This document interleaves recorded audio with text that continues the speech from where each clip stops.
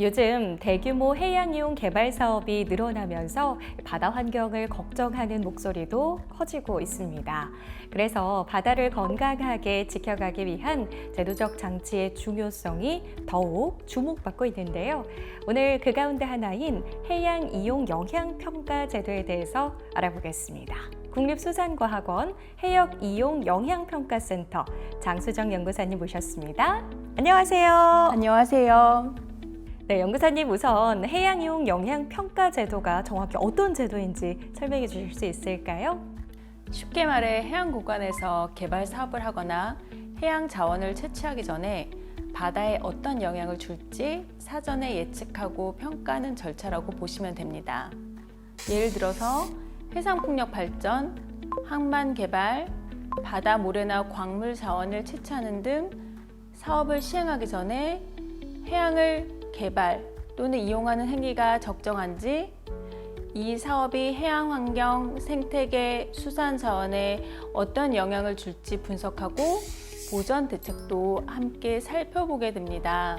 네, 이런 절차를 꼭 거쳐야 하는 이유가 있을까요? 바다는 공유 자원으로 국민 누구나 이용할 수 있고 후대에 물려줘야 하는 자연유산입니다. 그런데 바다에 구조물 설치로 해류 흐름이 바뀌거나 해양 오염 사고가 발생하면 확산되는 속도가 빠르고 사고 이전으로 되돌리기까지 많은 시간이 걸립니다. 그래서 사전에 사업의 영향을 예측해서 필요한 조치를 계획하고 지역 주민을 비롯한 이해관계자들의 의견을 반영하는 절차가 법적으로 정해져 있어 해양 환경을 보전하며 사업을 진행할 수 있습니다. 네, 개발을 막 짜는 게 아니라 잘 하기 위한 준비 과정 같다라는 생각이 듭니다. 네, 맞습니다. 해양 환경 보존과 지속 가능한 해양 이용 개발을 위한 과정입니다. 서로 조율하고 균형을 맞추는 절차라고 보면 됩니다. 네, 그러면 해양 환경 보전과 사업의 필요성, 이 두 측면 모두 평가하는 건가요? 이 사업이 과연 바다에서 꼭 필요한가 하는 적정성 평가와 이 사업이 해양 환경에 어떤 영향을 줄까 하는 환경성 평가가 함께 이루어집니다. 두 가지가 함께 검토되어야 바다도 보호하고 사업도 더 정당성을 가질 수 있죠. 네, 그럼 해양 이용 영향 평가 제도는 언제부터 시행이 됐나요? 1982년 해양 오염 방지법에서 해역 이용 협의 제도가 최초 법제화되었습니다. 이후 2008년부터 해양 오염 방지법이 폐지되고 해양 환경관리법이 시행되면서 사업 규모에 따라 해역 이용 영향 평가 협의 제도가 구체화되었고 협의서, 평가서 작성 방법을 규정하였습니다. 기존 해양 환경관리법에서는 12개의 조문에 불과했는데 해양 이용 개발 사업이 점점 규모도 커지고 다양화되면서 2024년에는 제도가 해양 이용 영향 평가법 개별법으로 제정되었고 2025년 1월부터 본격적으로 시행되었습니다. 네, 제도가 쉽게 법으로 따로 분리된 것 같은데요. 이 법까지 따로 만든 이유가 있나요? 예전엔 해양환경관리법 일부 조항에 의존했기 때문에 기준이 모호하고 운영도 느슨한 부분이 있었어요. 그래서 해양이용 영향평가법이라는 별도법이 만들어졌고 평가 과정도 더 체계적으로 명확해졌습니다. 뭐가 가장 많이 달라졌나요? 몇 가지 중요한 부분이 변경되었습니다. 해상풍력 개발 사업이나 바다 골치 채취 등 대규모 해양 이용 개발을 수행하는 경우에는 평가 범위 및 항목 등을 결정하기 위해 협의기관에서 심의회를 구성하게 됩니다. 그리고 공사 설계와 해양용 협의 및 평가를 따로 분리해서 진행하게 되고 전문적으로 진행하게 됩니다. 또 바다 골재나 해상풍력처럼 규모가 큰 사업은 대행자를 정해 계약 이행 사항을 따로 점검하게 바뀌어 투명하게 되었습니다. 이와 함께 사업의 내용이 변경되면 재협의, 변경 협의를 통해 해양 환경 보전 방안을 제시하면서 사업 계획을 조절할 수 있는 절차도 마련되었습니다. 그럼 모든 사업이 이 평가를 받아야 하나요? 사업 규모가 크고 해양 환경에 중대한 영향을 줄 수 있는 사업들은 해양 이용 영향 평가 대상 사업이 됩니다.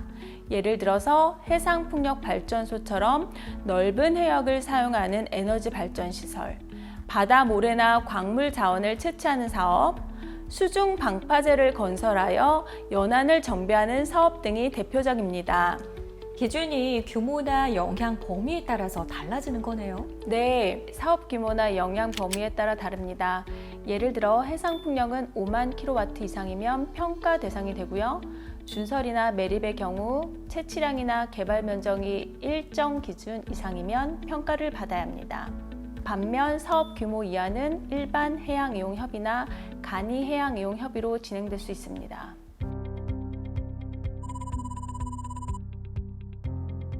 네, 그리고 이 평가를 담당하는 곳이 연구사님께서 계신 해역 이용 영향평가센터죠. 해양수산부 산하 국립수산과학원 해역 이용 영향평가센터에서 검토를 담당하고 있습니다. 그리고 저희 센터뿐 아니라 각 분야의 전문가들이 자문위원으로 참여해서 평가의 전문성을 높이고 있는데요. 120명의 해양물리, 화학, 생물, 지형, 수산자원, 연안관리, 해양공학 전문가들이 중점 사업의 평가서를 전문적으로 검토하고 있습니다. 평가라는 게 단순히 보고서 몇 장으로 끝나지 않을 텐데요. 어떤 절차를 통해서 이루어지는지 자세히 하나씩 짚어볼까요?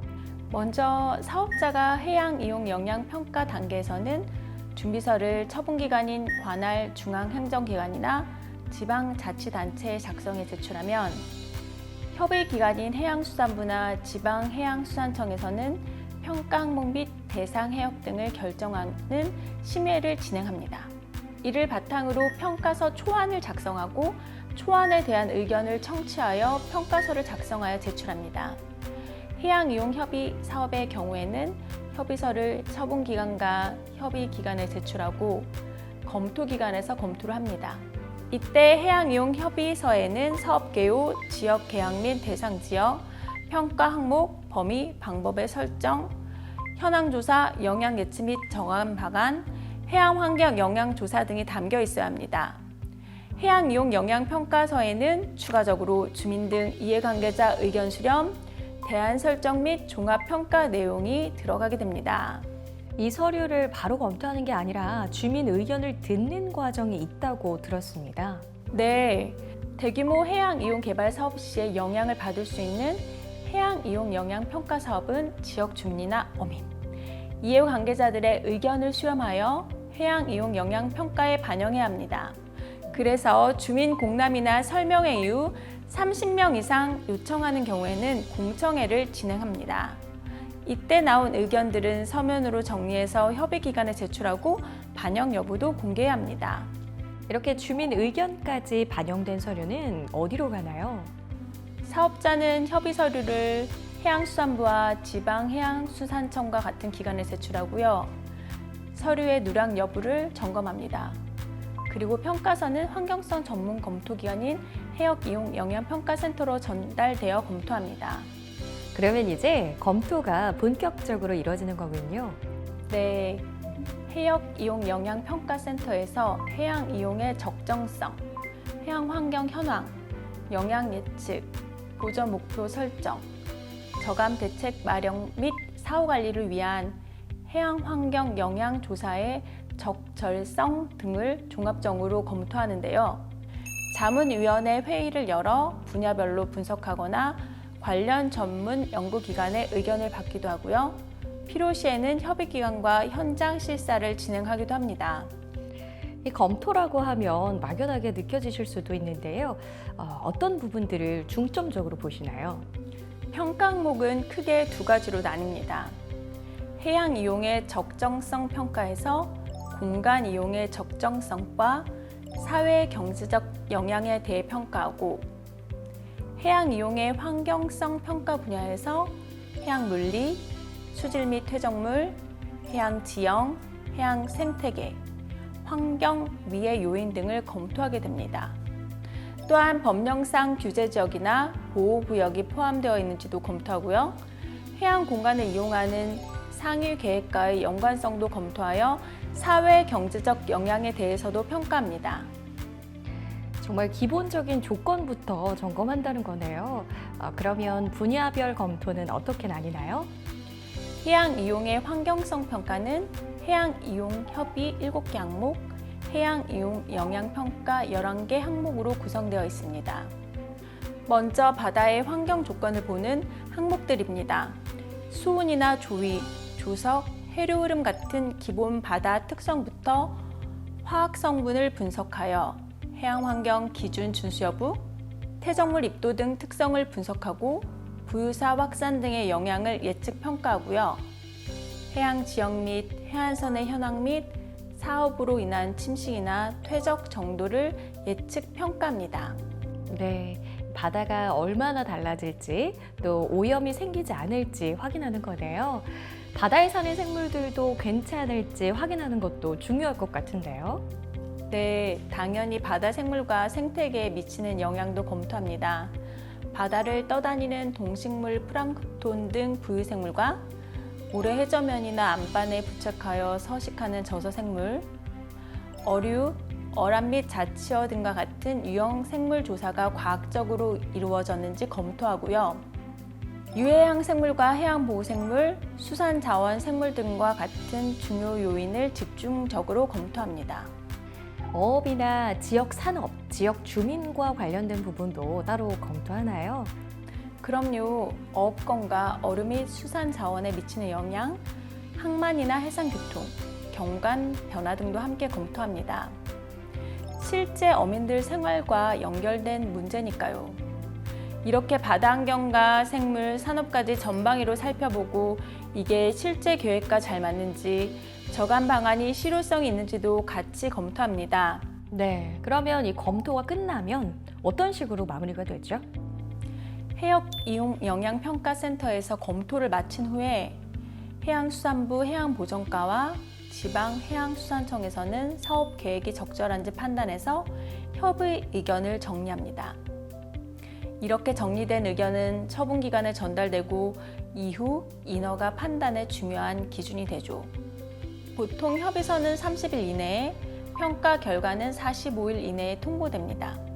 자, 그럼 이후는 실제 인허가가 이루어지는 단계인가요?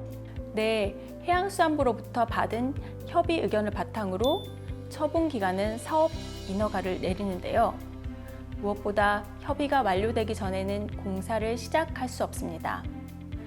사업자는 반드시 협의 절차를 이행하고 확인을 받아야 공사를 진행할 수 있습니다. 네, 이렇게 인허가가 난 후에도 계속 문제가 없는지 확인한다는 얘기를 들었습니다. 네, 사업자는 공사를 시작한 후에도 일정 기간 해양 환경에 미치는 영향을 조사하고 필요하면 조치를 해야 하며 그 사실을 보고해야 합니다. 이에 따라 피해를 줄이기 위한 조치가 추가적으로 시행될 수도 있습니다. 사후 관리까지 확실하게 하는 거죠. 네, 이렇게 절차를 듣고 보니까요, 바다를 지키기 위한 든든한 안전장치 같다라는 생각이 듭니다. 맞습니다. 바다를 이용하되 지켜가기 위한 최소한의 과정이라고 보시면 됩니다. 네, 그런데 해양 이용 영향평가 말고도 비슷한 이름으로 해역 이용 협의나 환경 영향평가라는 말도 들어봤는데요. 이것들과 어떻게 다른 건가요? 해양이용협의는 규모가 상대적으로 작은 사업, 해양이용 영향평가는 그보다 규모가 크거나 환경에 미치는 영향이 큰 사업을 대상으로 합니다. 그리고 환경영향평가는 환경부가 담당하는 육상 중심 평가 제도인데요. 항만이나 도시개발처럼 육지와 연결된 경우에는 환경영향평가도 함께 받아야 합니다. 반면 해양이용 영향평가는 해양개발 사업에 적용됩니다. 그렇다면 해양 이용 영향평가 제도를 통해서 바다가 어떻게 달라지고 있는지 궁금한데요. 실제로 어떤 긍정적인 변화들이 있었을까요? 무엇보다 큰 건 피해나 사고를 미리 막을 수 있다는 점입니다. 예전엔 개발을 시작한 뒤에 문제가 발생해서 어장이 망가지거나 생태계가 무너지는 경우도 있었는데 이제는 사업 전에 위험 요소를 충분히 고려해서 피해를 줄일 수 있는 방안을 먼저 고민하는 거죠. 그리고 산호나 잘피, 흰발 농개, 바다새, 고래 등과 같은 해양보호생물 서식처를 보존하며 영양을 모니터링하도록 사후관리하고 있습니다. 네, 정말 바다를 지키는 든든한 안전장치 같습니다. 그럼요, 무조건적인 개발 제한이 아니라 바다를 잘 활용하면서도 지킬 수 있도록 균형을 잡아주는 제도라고 보시면 됩니다. 네, 해양이용 영양평가제도가 왜 필요한지 충분히 느껴지는데요. 지금 보고 계신 분들 중에서도 바다와 관련된 일을 하는 분들이 많을 것 같습니다. 자, 그분들께 전하고 싶은 말씀이 있으실까요? 바다는 한번 망가지면 복구하기가 정말 어렵습니다.